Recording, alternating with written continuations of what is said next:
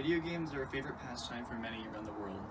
As games become more and more accessible to all, they provide new livelihoods and job opportunities in some obscure ways. With the enormous support games receive today, it's hard to believe that home video games were at the risk of a collapse just a few years ago.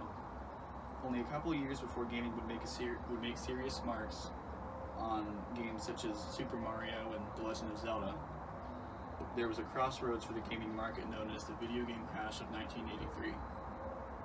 The event's history would test company business practices and consumers' interest of home consoles, as well as force a shift in how games were made in order for them to be enjoyed for years to come. In the early 1980s, video games were still a budding market despite the interest for them growing larger than ever. Prices for recently released home consoles became more affordable and resulted in a massive public demand for games to play. With the interest showing some promise, dozens of console manufacturers like Atari, Astrocade, and Intellivision ramped up production on new games for their hardware. The excessive amount of competition made playing games with friends a chore because every game was exclusive to the console. The market's quantity over quality business style also meant that games that were playable on the console simply were not very good.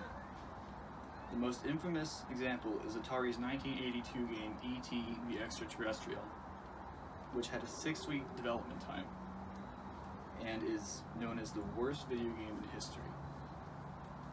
This resulted in companies like Kool-Aid and Purina making their own video games, hoping for it to be an easy cash grab.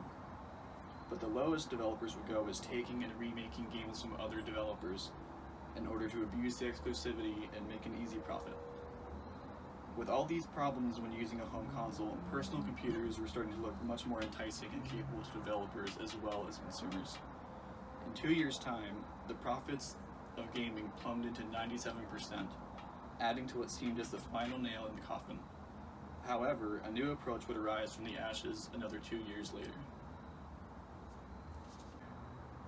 In 1985, a new video game company named Nintendo would bring their Japanese console, the Famicom, to the US in hopes of bringing games back into the public eye.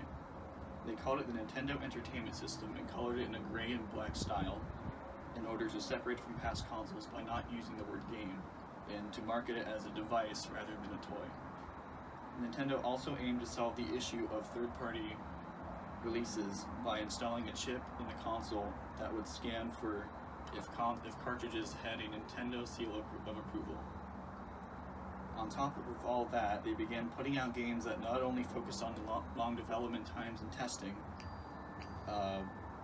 these games have become defining for video game culture ever since. By 1988, Nintendo was the leading company in the market. When considering Nintendo's care and innovation, it's clear why Mario is now the face of video games. Since Nintendo's rise to the gaming throne, other successful Japanese game companies like Sega and Sony have pushed America off the top spot of video game success. This brought Japan a great deal of respect from others outside of the country and continues to this day.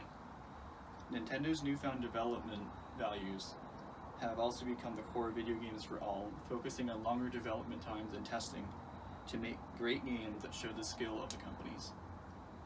Third party had also been revived and better handled, with all releases reviewed by the console makers, resulting in companies focusing on designing games for other consoles instead of making their own.